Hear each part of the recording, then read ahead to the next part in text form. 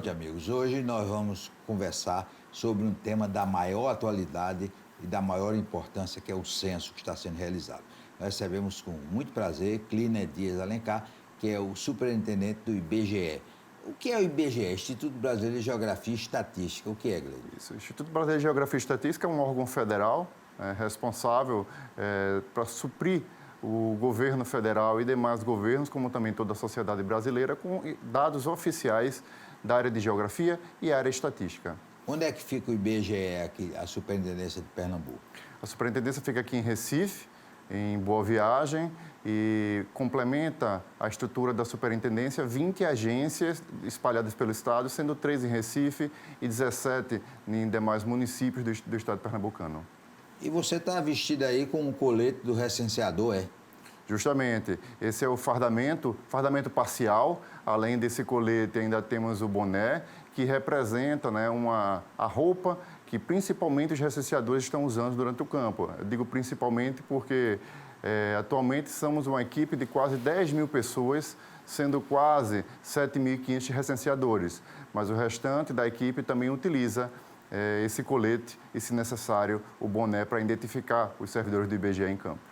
Qual é a previsão de que termine esse trabalho de recenseamento em Pernambuco? O censo iniciou no dia 1 de agosto deste ano e tem previsão de término no final de outubro, onde a gente pretende visitar mais de 3 milhões de domicílios pernambucanos. E está havendo, eu tenho lido aqui, algum problema das pessoas não darem acesso ao recenseador, né? Justamente, né? Essa é uma das grandes dificuldades de pesquisas domiciliares. O IBGE, além do censo, realiza outras pesquisas domiciliares, como a PNAD contínua, né? Uma pesquisa que continua entre os intervalos censitários. Então, mesmo o órgão tendo expertise em pesquisas domiciliares, isso de fato, uma dificuldade. As pessoas abrirem a porta, saber que é o IBGE que está na porta delas, por questão de segurança, muitas vezes, e responder corretamente aos questionários. E aquela maquininha que o recenseador tem, o que é que tem ali nela? Aquilo é um dispositivo móvel de coleta, como a gente chama, um DMC. É um equipamento fabricado especialmente para o IBGE, onde tem os questionários, né, que ele vai aplicar em cada domicílio, além de mapas e arquivos de apoio à pesquisa. Importante ressaltar que tudo que é feito ali dentro, tudo que um informante responde para o IBGE, tem um sigilo estatístico garantido por lei. Então, a partir dali, tanto em área técnica, para conseguir manter as informações com segurança dentro dos dispositivos, como também previsão legal para que essas informações não saiam do IBGE. Quando um recenseador não consegue ter acesso a um endereço que ele foi escalado para ir, aí ele chega para o doutor Clíner, eu não consegui pegar os dados dessa família. O que é que o IBGE faz? A gente tenta, ao máximo, conseguir essas informações. Se o recenseador não consegue de uma primeira vez, ele é instruído a voltar por diversas vezes, em dias diferentes, em horários diferentes, inclusive horário noturno ou final de semana, de forma a conseguir aquelas informações com cada um dos informantes. Se, porventura, ele não consiga realizar a entrevista, ainda assim há uma equipe de supervisão, uma equipe num escalão maior de coordenação, que vai tentar, e, em último caso, vai deixar uma carta de notificação para aquele domicílio, onde é possível também responder o censo por meio de telefone ou pela internet. E hoje já tem uma ideia de quanto por cento dos pernambucanos foram recenseados? A gente vem caminhando bem, né? Então, no último, dia 31 de agosto, houve uma divulgação de um parcial, que são os dados oficiais do IBGE, onde a gente tem mais da metade dos setores sendo trabalhados em Pernambuco. Então, a gente já tem mais da metade do estado ou concluído ou em trabalho de campo, isso no final de agosto, que foram os últimos dados disponíveis para a área pública. E essas pessoas, doutor Clíner, que moram em fazenda, em área afastada da cidade, também vão ser recenseados? Todas elas, né? Então, se tem como a gente disse, se tem um telhadozinho, o IBGE vai atrás para saber se aquilo é um domicílio. Separamos por organização em setores censitários, que são pequenos pedaços do estado, pequenos pedaços do município. Esses podem ser urbano, como a gente tem a grande maioria, né? Como também rural. e aí compreende todas as fazendas, todas aquelas vilas mais afastadas. Um problema muito sério que nós estamos vivendo, sério e triste, que é o aumento muito grande de morador de rua. Esses moradores de rua vão ser recenseados? Parcialmente, né? Aqueles moradores de rua que de fato têm alguma casa, né, parada ali, então uma lona, ele efetivamente mora embaixo da ponte. Infelizmente a gente tem essa situação, principalmente nas grandes cidades, né, aqui em Recife uma delas. Esses, né, que têm um domicílio improvisado, é considerado, é catalogado esse domicílio e é mapeado. Aqueles, né, que de certa forma são um pouco mais nômades, que fica vivendo em marquise de um lugar para outro, esse a gente não tem como mapear. Ressalta-se que o censo demográfico, ele é uma pesquisa domiciliar. Então, para ser contabilizado, as pessoas têm que ter um domicílio, né, fixo para que isso seja mapeado, evitando assim duplicidade. Mas o recenseador, por exemplo, que ele vai fazer um trabalho num prédio de apartamento, ele já é orientado para fazer todos os andares? Sim, né? A orientação que a gente tem, principalmente para prédios, é que ele procure o porteiro, procure o síndico, procure o administrador, para que seja possível, né, de certa forma, agilizar aquela pesquisa e fazer, né, o mais rápido possível todos os andares, né, podendo ser feito até mesmo no hall, num espaço, né, destinado pelo edifício para aquilo ali, não precisando adentrar dentro da casa de cada um desses moradores. O censo devia ter sido realizado em 2020, né? Esse atraso de 2 anos prejudicou ou não trouxe problema? De certa forma, o censo era para ser realizado em 2020, por conta da pandemia já sabida, né? Não foi realizada, foi realizada em 2022. Se, por um lado, a gente teve um período a mais para capacitar a equipe que já estava dentro do IBGE, melhorar a base, melhorar o planejamento, por outro lado, traz dificuldades ainda da pandemia que ainda vivemos, né? O concurso realizado pelo IBGE também foi bem difícil a sua realização, né? Porque foi durante, né, vamos colocar, o auge da pandemia. Então, não podemos ainda dizer, né, que se a pandemia de fato atrapalhou ou auxiliou no censo, né? Podemos apontar que tem dos dois lados, né, um lado positivo e um lado negativo. Tem perguntas novas com relação ao censo de 2010, né, que foi Justamente. feito, né? Para esse agora, tem perguntas diferentes? Sim, né? Todo censo ele visa, né, representar bem a sociedade, os anseios da sociedade como um todo.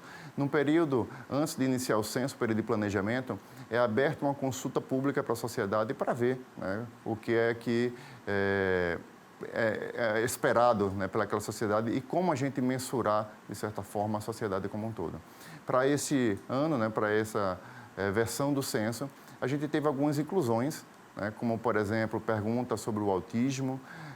Também, pela primeira vez, vai ser mapeado uma categoria específica, né, comunidade de quilombolas, né? Então, são diferenças, né, que vai ter em resposta desse censo, se comparado com anos anteriores. O censo vai pegar os índios? Sim, né? Os índios, todos os brasileiros, todos aqueles que moram, né, no Brasil. Para os índios específicos, há perguntas, né, detalhadas, né, sobre a área, né, indígena, sobre a língua que fala, né, e outras questões específicas, né, para o questionário que é aberto no que a gente chama de terra indígena, né? Então, existem questões específicas, né, para essa parcela da população. E os presidiários, quem está em presídios, também vão ser recenseados? Também serão recenseados, né? Existe uma metodologia específica, então não necessariamente todos que estão no presídio são contabilizados como, de certa forma, residentes naquele presídio, né? Então, existe uma questão legal a ser observada, mas o censo também bate na porta de todos os presídios, né, para verificar o quanto, né, tem pessoas, de certa forma, ali dentro, que é diferente de uma pesquisa de população carcerária, né, feita por outros órgãos. Mas, por exemplo, o recenseador chega na casa da pessoa e vai fazer lá a pesquisa com o chefe da casa. Mas faz com o dono da casa, com o marido, com os filhos, ou basta um para dar os dados de todo mundo? A gente, em cada domicílio, solicita um informante, uma pessoa capaz de dar todas as informações da casa. Apesar de ter questões específicas, né, ou perguntar sobre todos os moradores que ali residem, apenas um informante, se tiver essa informação, obviamente, ele pode responder o censo todo, não necessitando esperar que tenha todos aqueles moradores do domicílio para responder. Tem a pergunta sobre se a pessoa é branca, é negra, o tipo de pele tem isso? Sim, né? O que a gente chama de cor ou raça, né? Ela continua, isso faz parte da série histórica. Se a gente for pensar como um censo, de uma forma geral, ele pretende levantar quantas pessoas tem, né? E quem somos. Quem somos, além da quantidade, é o sexo, masculino ou feminino, como também a cor ou raça, né? Como a gente assim coloca no questionário do IBGE. Isso são questões fundamentais para um censo demográfico que são agregadas, né, a outras questões complementares à pesquisa. Um assunto polêmico, além de se é homem, se é mulher, e quem é trans, vai ter um dado específico para ele? Não, não vai ter. Isso vai ter uma questão que foi judicializada e depois, né, o IBGE teve, de certa forma, ganho de causa e não foi inserida neste censo agora, né, por uma série de questões. O IBGE vai perguntar simplesmente o sexo, né, se é masculino ou feminino, mas não vai fazer essa pergunta com relação a gênero, pois entendemos, né, que o censo demográfico não é a pesquisa mais adequada para fazer esse tipo de abordagem. Como acabamos de conversar, qualquer pessoa da casa pode responder. Então, a gente vê que pesquisas feitas essas, que são assuntos, né, um pouco mais delicados, deveria ser respondido pelo próprio informante e não por outra pessoa do domicílio, né, para dar aquela informação sobre terceiros, nesse caso. Depois do intervalo, nós vamos continuar conversando com Gliner Dias Alencar, que é superintendente do IBGE em Pernambuco, sobre a realização do censo.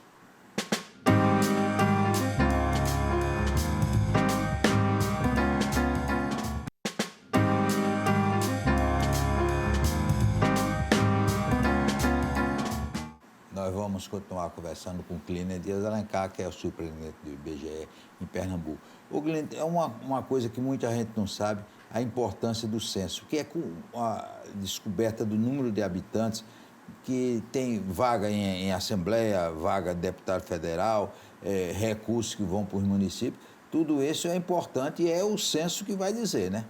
Justamente. Né? E a gente pesa bastante, né, a questão da área pública, né, como eu bem colocado. Quantidade de vereadores, quantidade de deputados, né, recursos que são destinados, né, do governo, de certa forma, governo federal, né, para o Estado e posteriormente para os municípios. Tudo isso tem como informação basilar as informações censitárias. Né? Mas a gente precisa expandir, né, um pouco mais disso.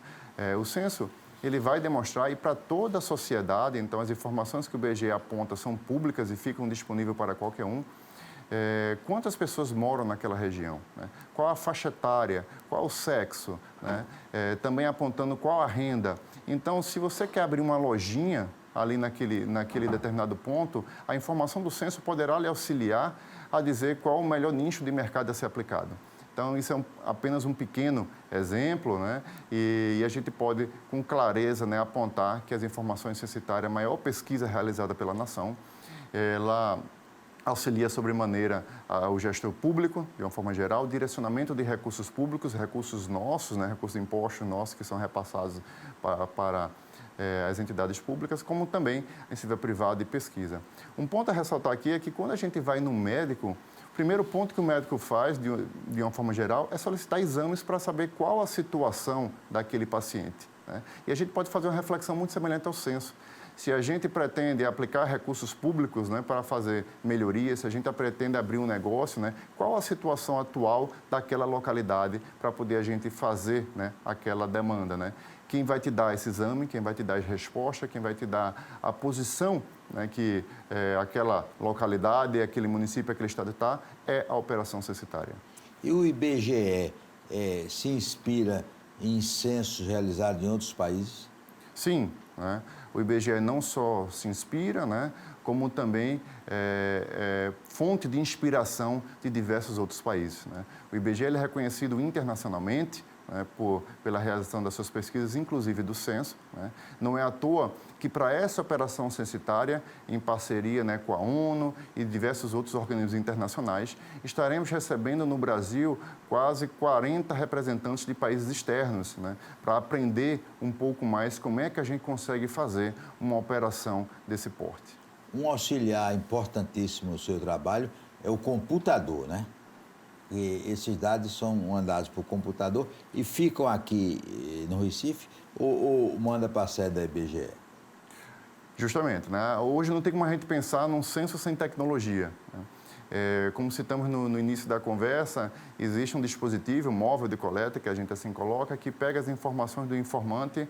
Esses dispositivos, né, estão conectados já com a internet. De imediato, isso já é sincronizado, né, com os nossos servidores, que ficam, né, espalhados na sede do IBGE, Rio de Janeiro, e com backup também em São Paulo, né? E essas informações em tempo real conseguem ser observadas, né, pelos sistemas, por nossas equipes que estão na área administrativa, na coordenação, checando todas essas informações. Quer dizer, que a previsão é que nós tenhamos o número exato de brasileiros em outubro. Em outubro, a gente termina as pesquisas, né? E aí existe uma fase, né, de supervisão, de avaliação de dados, né? E até o final do ano está prevista a divulgação desse número macro, né, de quantidade de habitantes até por município, né, que o IBGE passará, né, através de uma requisição legal ao TCU para que seja, né, direcionado, né, os recursos públicos a cada município. Então, até o final do ano, esperamos disponibilizar, tanto para o TCU quanto para toda a sociedade, informações como essa da quantidade de moradores por município. E é importante porque sempre tem o gaiato, né? Que vai fornecer informações erradas, que ele está fazendo um crime, né? Está se prejudicando muitas vezes a ele mesmo, né? Sim, né? É crime, né? Previsto você, de certa forma, é crime adulterar, burlar, né? Dados oficiais é crime previsto na legislação, né? Então isso é passível de investigação federal, né? Então isso é um ponto a ser passível. Mas, né, para a gente evitar esses tipos, existe uma comparabilidade, né? Então, da mesma forma que eu disse que o recenseador visitaria o domicílio, né, em horários diferentes para poder checar essas informações, após o recenseador, né, fazer a coleta da informação, existe uma equipe de supervisão que também vai a campo para checar dados. A gente, através dos sistemas que a gente falou, né, que essas informações vão, né, para os servidores do IBGE, né, na sede em São Paulo, no Rio de Janeiro e em São Paulo. E o próprio sistema já faz um conjunto de checagens automáticas, né, para a gente verificar possíveis fraudes, né, possíveis distorções, vamos assim colocar, e que possa ser corrigida em campo com uma outra visita. Em Pernambuco, são quantos recenseadores? Em Pernambuco, a gente tem aproximadamente 7.500 vagas de recenseadores espalhadas no estado todo. São vagas em cada município que hoje estão em campo, né, atuando nessa demanda, além, né, de outras funções que a gente tem de supervisor, de agentes censitários municipais, né, que são pessoas acima do recenseador para fazer esse controle de qualidade, para fazer a correta cobertura e qualidade da informação. É maior do que toda grande empresa, né? É muita gente, né? No Brasil todos são quantos? Se a gente for pensar em Pernambuco, né, o IBGE como um todo, censo, né, e equipe de efetivos, dá quase 10 mil servidores. Se a gente for pensar no Brasil, dá mais de 220 mil pessoas nessa empreitada do censo demográfico, né? Costumamos dizer que essa pesquisa é uma pesquisa de cada brasileiro, de cada cidadão, é um ato de cidadania responder ao censo, né, e responder ao IBGE, que é, por questões legais, operacionalizadas pelo órgão IBGE. Mas a pesquisa é de todos nós. Haverá algum esquema que a pessoa diz, olha, já estava há muitos dias esse censo, ainda não me procuraram. Tem aí um canal para que a pessoa diga, não me procuraram. A gente tem o 0800 do IBGE, que é o 0800 721 8181. Mas é importante ressaltar, né, que o IBGE ele trabalha por uma organização, né, então são setores censitários que são partezinhas de cada, né, município, dentro de cada cidade, que vão ser pesquisadas. Então, não se preocupe, que até o dia 30 de outubro irá, né, um recenseador bater na sua porta e, como a gente falou, né, se por acaso ele não lhe encontrar nas diversas tentativas que ele faz, nem o supervisor posteriormente, haverá uma carta de notificação informando o telefone que você pode entrar em contato para responder a pesquisa por telefone ou até mesmo solicitar que ela seja feita pela internet. Então, tenham calma que até outubro todos os domicílios serão visitados. E esses itens que estão sendo pesquisados, a pessoa é obrigada a responder todos? Sim, né? Não existe um questionário parcial, né? O questionário é um questionário muito simples. São quantas perguntas? A gente tem 2 tipos de questionário, que é o questionário básico e o questionário da amostra. O questionário básico ele é aplicado a 90% da população e tem 26 questões. Isso está dando um tempo médio de uma resposta de 3 a 4 minutos. Então, é algo muito rápido, muito simples, né, de ser respondido, né, mesmo sendo todas as 26, que nem pode ser 26, que depende das perguntas, né, pode ser saltada alguma, né, se porventura você não tenha no domicílio. E tenham cuidado também que, infelizmente, ainda é grande o número de pessoas analfabetas no país. O censo vai atingir essas pessoas analfabetas? Sim, sim. A informação mais precisa que a gente vai ter, né, sobre isso, sobre a educação, né, vai vir do censo, né, onde a gente vai bater, como eu disse, todos os domicílios, né? Indiferente do analfabetismo, como a gente não pede para a pessoa escrever ou assinar nada, as informações que são solicitadas, né, são de conhecimento comum e essas pessoas conseguem sim responder. E aqui em Pernambuco, são quantos domicílios que o IBGE vai bater na porta? Em termos de planejamento, temos algo em torno de 3,5 milhões de domicílios. Obviamente que esse número preciso vai ser dado após o resultado do censo, mas esse é o que a gente está trabalhando com nossa equipe para fazer visitação. Lembramos que mesmo que ele não esteja mapeado, ao recenseador percorrer todas as ruas, todos os setores, se ele vê um novo domicílio, ele vai incluir no questionário e vai ser feita a pesquisa naquela nova, né, residência, né, que foi encontrada. O IBGE vai também nas invasões e nas favelas que não tem nem endereço? Sim, né, chamamos de aglomerado subnormal. Né, Como é aglomerado? Aglomerados subnormais. Né? Então, a gente tem uma aglomeração de pessoas, né, ou de domicílios maior do que seria a normalidade. Né? E batemos, sim, a cada uma dessas localidades, né, para que possa, né, de certa forma, verificar aquela população e mostrar que elas existem. Né? Esse é um ponto interessante. Muitas vezes, ao recenseador chegar num domicílio feito esse, muitas vezes eles não acreditam como é que ele chegou até lá. Né? Mas batemos, sim, em cada um desses aglomerados subnormais, né, em cada um desses domicílios. Né? São brasileiros que moram lá dentro, com o mesmo direito, né, de qualquer um outro, mesmo que tenham sido durante um tempo menosprezados. Agora, tem muitos brasileiros, Gliner, morando no exterior, e esses vão ser recenseados? Não vão ser recenseados. O que a gente faz são a população, né, que, né, mora, né, domiciliada aqui no Brasil. Aqueles que moram no exterior, né, não vão ser, de certa forma, recenseados porque não moram, né, na data de referência, que é o dia 31 de julho, aqui, né, no Brasil. Por outro lado, né, pessoas que venham de fora para cá, que estejam, de fato, morando aqui, vão ser recenseadas porque é uma pessoa que está, de certa forma, morando no Brasil. Estrangeiro vai recensear também os estrangeiros? Sim, se eu chegar num determinado domicílio, né, e aquela pessoa se configurar, né, que ela mora aqui no Brasil, né, mesmo tendo processo de imigração, a gente vai, sim, recensear aquela pessoa. Obviamente que depois de feito o questionário, existem tratamentos específicos, né, para cada um desse tipo de população. E tem os recenseados VIPs, é o governador, é o presidente do tribunal, é o comandante militar do Nordeste. Existe aí um esquema especial para recensear essas pessoas? São tratados por nós como cidadãos, como qualquer um. Obviamente, né, por questão de segurança, alguns desses precisam de um agendamento prévio, né, de algum tipo de notificação, para que a gente consiga chegar nesses domicílios, né, que normalmente por questão de segurança não tem acesso, né, a uma pessoa externa. Né. Mas em termos de questionário é igual a qualquer cidadão, podendo ser o da amostra, podendo ser o básico, né. Mas, né, por questões, como falei, de segurança, às vezes é necessário alguma interlocução antes. Nós queremos agradecer a Gliner Dias essas informações sobre esse trabalho fantástico que o IBGE está fazendo, que é o Censo do Brasil. Eu quero dizer a vocês que na próxima semana o nosso programa vai ser substituído pelo Tribuna na Eleição. Nós vamos conversar junto com o Moab Augusto, recebendo os candidatos a governador de Pernambuco. Um forte abraço e até segunda-feira, se Deus quiser.